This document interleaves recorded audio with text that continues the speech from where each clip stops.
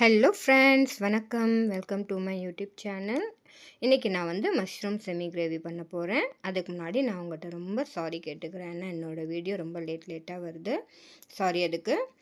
இனிமேல் என்னோடய phone support பண்ணால் நான் உங்களுக்கு கண்டிப்பாக சீக்கிரம் வீடியோ போடுறேன். ஓகே ஃப்ரெண்ட்ஸ், வாங்க இப்போ வீடியோக்குள்ளே போகலாம். மஷ்ரூம், இந்த மாதிரி மஷ்ரூம் இது ட்ராகன் ஒயிஸ்டர் மஷ்ரூம் சொல்லுவாங்க. இது நல்லா சிக்கன் மாதிரியே இருக்கும். இதை ஒரு தடவை வாஷ் பண்ணிவிட்டு வச்சுக்கோங்க சைடில். அதுக்கப்புறம் கடாயில் 2 கரண்டி எண்ணெய் விட்டு ஒரு ஸ்பூன் சோம்பு அதை நல்லா பொரிஞ்சதுக்கப்புறம் 2 பெரிய வெங்காயத்தை இந்த மாதிரி நீட்டமாக சாப் பண்ணி ஆட் பண்ணிக்கோங்க. ஒரு டீஸ்பூன் உப்பு ஆட் பண்ணிக்கணும். இப்போ இதெல்லாம் நல்லா வதங்க விடுங்க. இப்போ உங்களுக்கு ஆயில் நிறையா தேவைப்பட்டால் நீங்கள் யூஸ் பண்ணிக்கலாம். அதுக்கப்புறம் 2 பச்சை மிளகாய் கீரி போட்டுக்கணும்.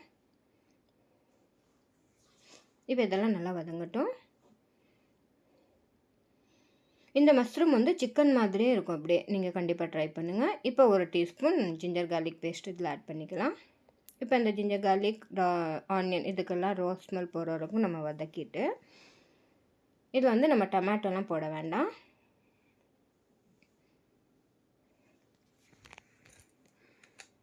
இது நல்லா வதங்கட்டும்.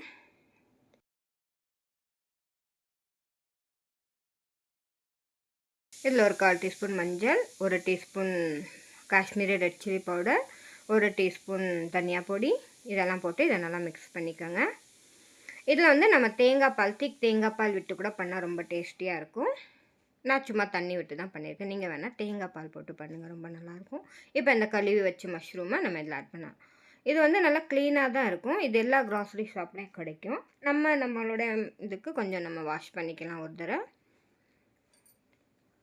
இப்போ இதில் போட்டு நல்லா வதக்கிடலாம். இப்போ இது வதங்கினதுக்கப்புறம் ரொம்ப சுருங்கிடும், கொஞ்சமாக ஆயிரும். இது நம்ம பட்டன் மஷ்ரூம் தானே எப்போவுமே செஞ்சுருக்கோம். இந்த மாதிரி செஞ்சு பாருங்கள், அப்படியே சிக்கன் மாதிரியே இருக்கும். இதுக்கப்புறம் இதில் நம்ம ரோஸ்ட் பண்ண பெப்பர் இது இருக்குல்ல, பெப்பரை நுணுக்கி வச்சுக்கணும். நல்லா வறுத்து அதுக்கப்புறம் நுணுக்கி வச்ச பெப்பர் ஒரு 1/4 டீஸ்பூன் போட்டாச்சு. அதுக்கப்புறம் கரம் மசாலா ஒரு 1/2 டீஸ்பூன் ஆட் பண்ணிக்கலாம். ரொம்ப சிம்பிளான மெத்தடில் தான் நான் பண்ணியிருக்கேன். இப்போ இதை கொஞ்சம் கிண்டிட்டு இதில் ஒரு 1/4 கப் மட்டும் தண்ணி விட்டுக்கலாம். இது பூரி, சப்பாத்தி, பராட்டா, இட்லி, தோசை, ரைஸ் எல்லாத்துக்குமே சாப்பிட்லாம். இல்லை 1/4 கப் தண்ணி விட்டுக்கலாம். தண்ணிக்கு பதிலாக தேங்காய் பால் விட்டால் ரொம்ப டேஸ்டியாக இருக்கும். நான் தண்ணி விட்டு பண்ணியிருக்கேன்.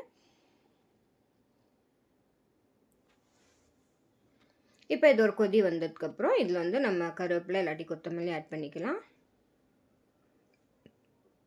அவ்வளோதான், வெரி சிம்பிளாக இது ரெடி ஆயிடுச்சு. இப்போ இதை நம்ம சர்வ் பண்ணி சாப்பிட்லாம். இது சாப்பிட்றதுக்கு ரெடி ஆயிடுச்சு. அவ்வளோதான், பாருங்கள். பார்க்கறது எவ்வளோ நல்லா இருக்குன்னு. கண்டிப்பாக நீங்களும் இந்த மஷ்ரூம் எல்லா க்ராசரி ஷாப்லேயும் இப்போ வருது. நீங்கள் கண்டிப்பாக வாங்கி ட்ரை பண்ணுங்கள், கமெண்ட் எழுதுங்க. ஓகே ஃப்ரெண்ட்ஸ், என்னோடய வீடியோக்கு லைக் பண்ணுங்கள், ஷேர் பண்ணுங்கள், சப்போர்ட் பண்ணுங்கள், சப்ஸ்கிரைப் பண்ணுங்கள். Thank you, bye bye.